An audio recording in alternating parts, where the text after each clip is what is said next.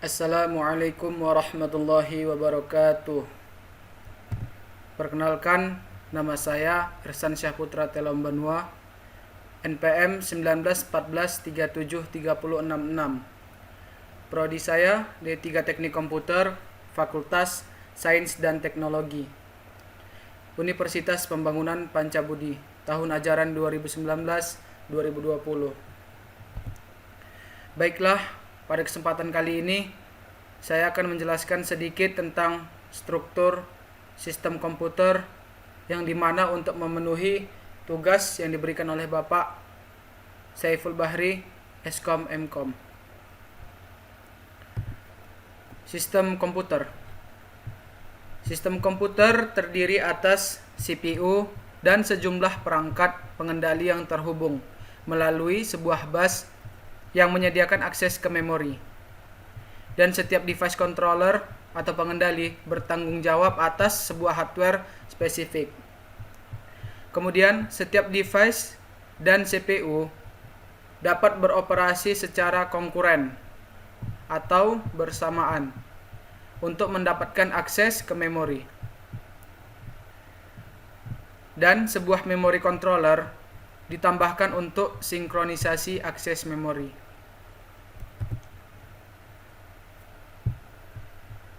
Skema dasar sistem komputer. Sistem komputer terdiri atas 4 komponen yang bekerja sama dan saling berinteraksi untuk mencapai tujuan. Apa saja 4 komponen pokok di sistem komputer tersebut? Ialah prosesor, memori utama, perangkat I/O, dan interkoneksi antar komponen. Untuk prosesor, itu berfungsi melakukan pengolahan data dan pengendalian operasi komputer. Mengapa begitu? Karena prosesor tersebut ialah otak dari suatu komputer. Jadi prosesorlah yang melakukan pengolahan data dan pengendalian suatu operasi. Yang kedua, ada memori utama. Di sini fungsinya untuk menyimpan data dan program sebelum dapat dieksekusi dan dimanipulasi. Jadi, sebelum program tersebut dieksekusi dan dimanipulasi, maka disimpan di memori utama. Yang ketiga, ada perangkat I/O atau perangkat input output. Berfungsi memindahkan data antara komputer dan lingkungan eksternal atau bisa disebut secondary storage atau communication device atau terminal dan lain-lain. Yang keempat, ada interkoneksi antar komponen. Interkoneksi antar komponen merupakan struktur dan mekanisme untuk menghubungkan ketiga komponen pokok sistem komputer tersebut. Jadi, ketiga komponen pokok tersebut, yaitu prosesor, memori utama, dan perangkat I/O, itu dihubungkan melalui interkoneksi antar komponen. Selanjutnya, di sini bisa kita lihat arsitektur sistem komputernya menggunakan bus. Ada CPU ya, disebarkan ke disk controller memakai 2 disk, juga ke display controller,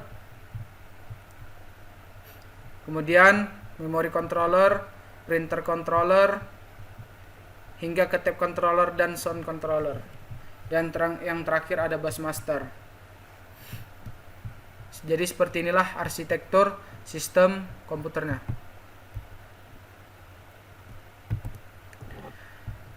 Selanjutnya kita akan bahas prosesor. Prosesor itu ialah seperti yang sudah kita bahas tadi, fungsinya mengendalikan operasi komputer dan melakukan fungsi pemrosesan data. Ya. Jadi prosesor tadi itu bisa kita sebut otak dari komputer atau laptop. Jadi prosesor lah yang mengendalikan operasi suatu komputer. Adapun langkah-langkah yang dilakukan untuk pemrosesannya ada 3. Yang pertama, mengambil instruksi yang dikodekan secara biner dari memori utama. Yang kedua, mendekode instruksi menjadi aksi-aksi sederhana. Dan yang ketiga, barulah dilaksanakan aksi-aksinya atau dieksekusi. Selanjutnya, operasi yang ada di komputer. Operasi-operasi yang ada di komputer ada 3, yaitu operasi logika, operasi aritmatika, dan operasi pengendalian. Adapun untuk operasi logika yaitu tambah, kurang, kali, bagi, dan sebagainya. Untuk aritmatika ada OR, N, XOR, inversi, dan sebagainya. Untuk pengendalian ada operasi pencabangan, operasi lompat, dan lain-lain. Prosesor sendiri terdiri dari control unit atau disingkat CU yang berfungsi mengendalikan operasi yang dilaksanakan sistem komputer. Jadi CU ini dia akan mengendalikan suatu operasi komputer, ya. Dia akan mengendalikannya. Yaitulah fungsi dari control unit. Yang kedua ada arithmetic logic unit atau ALU. Melakukan komputasi. Komputasi itu ialah atau bisa disebut aritmatika dan logika. Dan yang ketiga ada register-register. Berfungsi sebagai tempat operan-operan dari operasi yang akan dilakukan oleh prosesor. Nah, kita akan bahas register prosesor. Mengakses memori untuk mengambil instruksi memerlukan waktu lebih banyak daripada menjalankannya. Diatasi dengan adanya register di prosesor. Dan untuk menyimpan variabel utama dan hasil sementara sebagai tempat pemrosesan. Kemudian ada program counter yang berisi alamat memori dari instruksi selanjutnya yang akan diambil. Kemudian sini ada stack pointer, yaitu stack pointer itu pointer yang menunjukkan bagian atas dari suatu stack di memori. Kemudian yang terakhir ada program status word. Gunanya menyimpan status dari program yang dijalankan prosesor. Jadi setelah dijalankan oleh prosesor akan disimpan di program status word. Selanjutnya kita bahas sejenis memori. Ada 2 jenisnya, yaitu main memory dan secondary storage. Main memory ini ialah media storage yang dapat diakses langsung oleh CPU dan kapasitasnya kecil, sifatnya volatil. Ya, volatil itu ialah isi data hilang jika power dimatikan. Jadi, jika laptop atau PC dimatikan, maka filenya otomatis hilang. Jadi begitulah sifatnya volatil. Kemudian ada secondary storage. Penyimpanan data dengan kapasitas besar. Jadi lebih besar dia dibandingkan main memory. Dan sifatnya non volatil. Jadi non volatil tadi kebalikan dari volatil. Data masih tersimpan walaupun power dimatikan. Nah, di sini kita lihat ada hierarki memori berdasarkan kecepatan akses. Ada register, cache, RAM, extension memory, magnetic disk, optical disk, dan magnetic tapes. Jadi dari atas ke bawah ini saling berhubungan ya.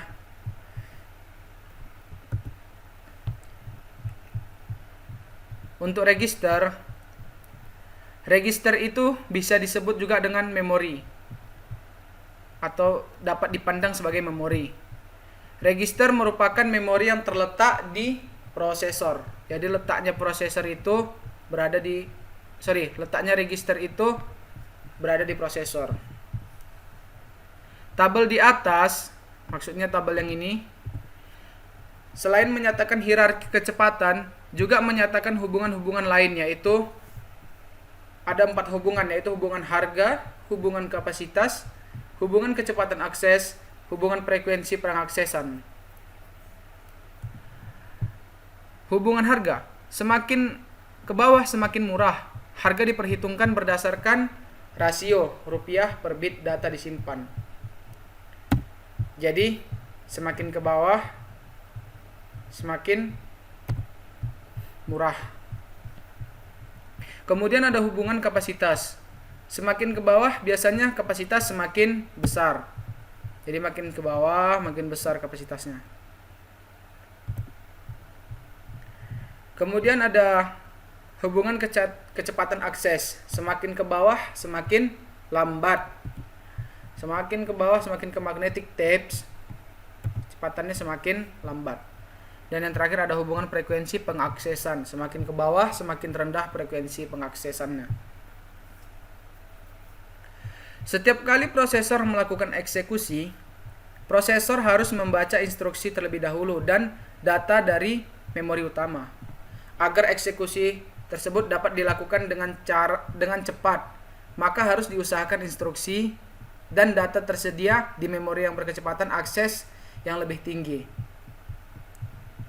Kemudian untuk itu terdapat konsep memori dua level yang terbukti ampuh meningkatkan kinerja suatu komputer. Apa saja? Yaitu ialah cache memory dan buffering.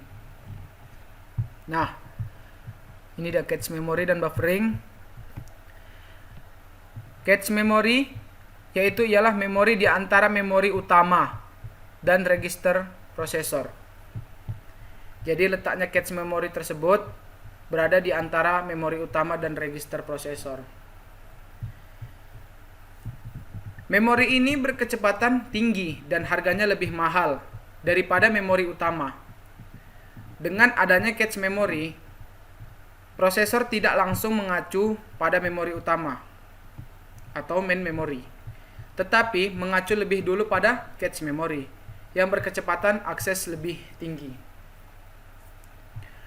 Dan sifatnya cache memory ini yaitu volatil, sudah kita bahas tadi, volatil, isi data hilang apabila power dimatikan. Kemudian meningkatkan kecepatan pengambilan dan penyimpanan data di memori oleh prosesor. Selanjutnya, jika program membutuhkan data di memori, cache akan mengecek apakah ada. Jika ada dinamakan cache hit. Jadi namanya cache hit jika ada. Jika tidak ada, maka akan mencari ke RAM. Dengan konsekuensi waktu yang dibutuhkan jadi lebih lama. Dan yang terakhir, beberapa mesin mempunyai 2 atau 3 level cache, masing-masing lebih besar kapasitasnya dan lebih lambat daripada sebelumnya. Yaitu tadi untuk cache memory. Kemudian ada buffering. Buffering ini berfungsi menampung data yang akan ditransfer dari atau ke perangkat input-output dan storage sekunder. Buffering dapat mengurangi frekuensi pengaksesan sehingga meningkatkan kinerja sistem. Jadi itulah manfaat buffering tadi, dapat mengurangi frekuensi pengaksesan sehingga kinerja sistem meningkat. Selanjutnya ada RAM dan memori sekunder. RAM itu kependekan dari Random Access Memory dan sifatnya volatil. Kemudian permintaan CPU yang tidak dapat dipenuhi di cache akan menuju ke RAM. Kemudian ada memori sekunder, sifatnya kebalikan dari RAM tadi ya, non volatil. Kapasitasnya juga besar, harga murah. Kecepatan lebih rendah dari memori utama.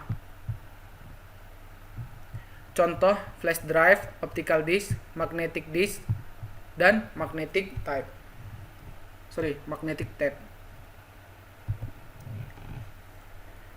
Kemudian kita masuk ke peralatan input output atau bisa disingkat I/O. Perangkat I/O atau perangkat input output dipergunakan sistem komputer untuk berinteraksi dengan lingkungan luar, baik ke user ataupun lingkungan luar. Dan terdiri dari dua bagian. Ya, terdiri dari dua komponen, yaitu elektronis dan mekanis. Untuk komponen elektronis berupa controller atau pengendali perangkat. Untuk mekanisnya yaitu perangkat itu sendiri. Nah, untuk controller tadi atau pengendali perangkat adalah serangkaian chip. Jadi bentuknya chip yang secara fisik mengendalikan perangkat. Dan jenis setiap pengendali berbeda. Ya. Jenis setiap pengendalinya berbeda-beda dan diperlukan software yang berbeda juga untuk mengendalikannya, atau bisa disebut device driver. Nah, device driver tadi itu berjalan di kernel. Ya, jadi kernel itu adalah sebuah perangkat lunak yang membuat komunikasi atau mediator antara aplikasi komputer dan perangkat keras yang menyediakan pelayanan sistem seperti pengaturan memori untuk proses-proses yang sedang berjalan, pengaturan file-file, input-output terhadap dan dari suatu device, dan masih banyak lagi fungsi tambahan yang lainnya. Ya, jadi itu fungsi-fungsi kernel tadi. Intinya adalah kernel merupakan suatu penghubung antara software dan hardware. Nah, jadi kernel itu merupakan suatu penghubung antara software atau perangkat lunak dan hardware atau perangkat keras. Di sini ada 3 cara memasukkan driver ke kernel. Yang pertama, menghubungkannya langsung kembali ke kernel dengan driver yang baru kemudian restart sistem. Ini biasanya banyak digunakan oleh sistem-sistem berbasis Unix. Yang kedua, masukkan ke file sistem operasi dan memberitahu bahwa membutuhkan driver kemudian restart sistem. Dan saat boot, semua driver yang diperlukan di load digunakan oleh Windows. OS mampu menerima driver baru tanpa harus restart. Contoh USB, flash disk, dan lain-lain. Nah, untuk metode input-output ada 2 nih, yaitu sinkronus dan asinkronus. Pada saat operasi input-output dijalankan ada 2 kemungkinan, yaitu sinkronus dan asinkronus.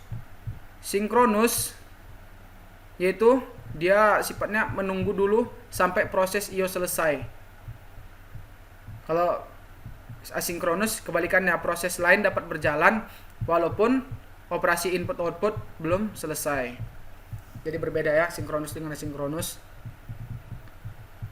Sebuah thread memulai operasi input output, kemudian akan masuk ke state wait atau state tunggu sampai operasi input output selesai. Itu ketika di dalam state wait atau CPU idle. Untuk asinkronus, terjadi sebuah thread mengirim permintaan input output ke kernel dengan memanggil fungsi yang cocok. Jika diterima oleh kernel, thread akan melanjutkan proses yang lain sampai kernel memberitahu bahwa operasi input output sudah selesai. Kemudian thread tersebut akan melakukan interupsi terhadap proses yang sedang dikerjakannya dan memproses data operasi input output. Ya, jadi itu tadi sinkronus dan asinkronus metode input output. Nah, inilah dia skemanya metode input output. Sinkronus, ini yang asinkronus. Dari proses meminta input output, terus ke driver, kemudian interrupt handler, kemudian diproses oleh input output device, kemudian kembali lagi ke interrupt handler, ke driver, dan kembali ke atas lagi proses meminta. Seperti itulah. Untuk asinkronus sama, dimulai proses yang meminta input output, kemudian driver. Cuman ini agak berbeda oleh sinkronus. Ya, kira-kira seperti inilah metode input output. Saya pun kurang paham. Mari kita belajar bersama-sama. Lanjut ke direct memory access atau DMA, direct memory access.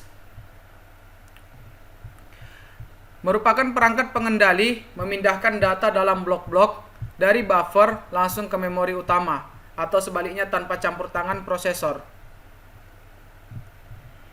Interupsi hanya terjadi tiap blok, bukan tiap word atau bit data. Kemudian, yang ketiga, seluruh proses DMA dikendalikan oleh sebuah controller bernama DMA controller atau disingkat DMAC. DMA controller sendiri mengirimkan atau menerima signal dari memori dan input output device.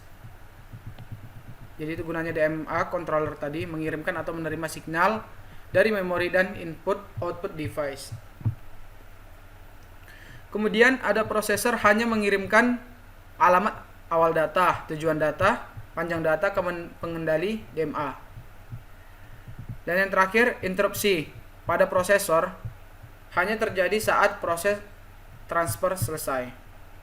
Ya, jadi itu tadi direct memory access atau DMA.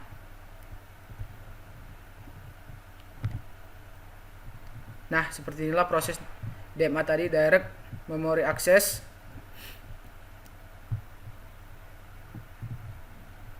Bisa kita lihat seperti inilah gambarannya, proses-proses dari direct memory access.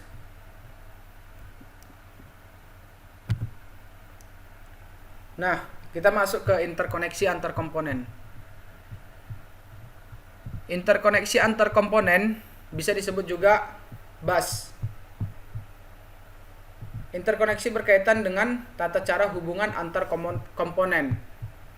Ya, interkoneksi berkaitan dengan tata cara hubungan antar komponen-komponen sistem komputer. Dan bus sendiri terdiri dari 3 macam, yaitu bus alamat, bus data, dan bus kendali. Bus alamat atau address bus fungsinya untuk memberikan alamat dari memori atau port yang hendak diakses. CPU mengirimkan alamat lokasi memori atau port yang ingin ditulis atau dibaca di bus ini. Jalur ini bersifat satu arah. Jadi bus alamat itu satu arah doang. Yang kedua, bus data atau data bus. Jalur ini digunakan CPU untuk membaca dan mengirim data dari atau ke memori atau port. Jalur ini bersifat dua arah. Ya, jadi berbeda dengan bus alamat. Bus alamat tadi jalurnya bersifat satu arah, sementara bus data bersifat dua arah jalurnya. Dan yang ketiga, bus kendali atau control bus. CPU mengirimkan sinyal-sinyal pada bus kendali untuk memerintahkan memori atau port, serta CPU menerima status dan sinyal balik memori atau port. Ya. Jadi itulah tadi macam-macam bus, ada bus alamat, bus data, bus kendali. Untuk sinyal bus kendali, ya, karena tadi bus kendali ini mengirimkan sinyal, CPU mengirimkan sinyal pada bus kendali. Jadi kita bahas sinyal bus kendali. Ada 4 bagian, yaitu memory read, memory write, input output read, input output write. Memory read itu gunanya untuk memerintahkan melakukan pembacaan memori, ya, sesuai dengan namanya read. Dan yang kedua ada memory write untuk memerintahkan melakukan penulisan memori, ya.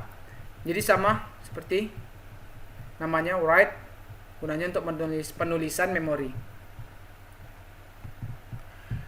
Sedangkan yang ketiga ada input output read untuk memerintahkan melakukan pembacaan port. Dan yang keempat ada input output write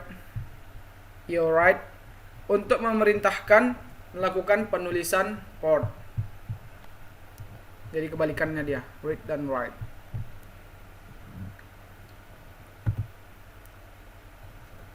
Nah, dan yang terakhir, sini bisa kita lihat skema bus pada komputer dulu dan skema bus pada komputer zaman sekarang. Kalau pada zaman dulu itu masih cukup sederhana, ada CPU, memori, video controller ya, akan ditampilkan di monitor. Kemudian ke keyboard controller, ya di sini ada keyboardnya, dan ada floppy disk controllernya memakai floppy disk drive. Dan yang terakhir ada hard disk controller ya, memakai hard disk drive. Masih cukup sederhana. Seperti inilah skema bus pada komputer dulu. Dan untuk skema bus pada komputer zaman sekarang itu sudah mulai dikembangkan. Seperti inilah. Bisa kita lihat dan bisa kita pahami. Dan mungkin cukup sekian penjelasan dari saya tentang struktur sistem komputer dan interkoneksi antar komponen. Jika ada kesalahan dalam pengucapan, saya mohon maaf karena saya masih belajar untuk materi ini, dan saya ucapkan sekali lagi saya mohon maaf jika ada kata-kata saya yang salah, ada kata-kata saya yang keliru tentang penjelasan materi ini. Dan saya akhiri, wabillahi taufiq wal hidayah. Assalamualaikum warahmatullahi wabarakatuh.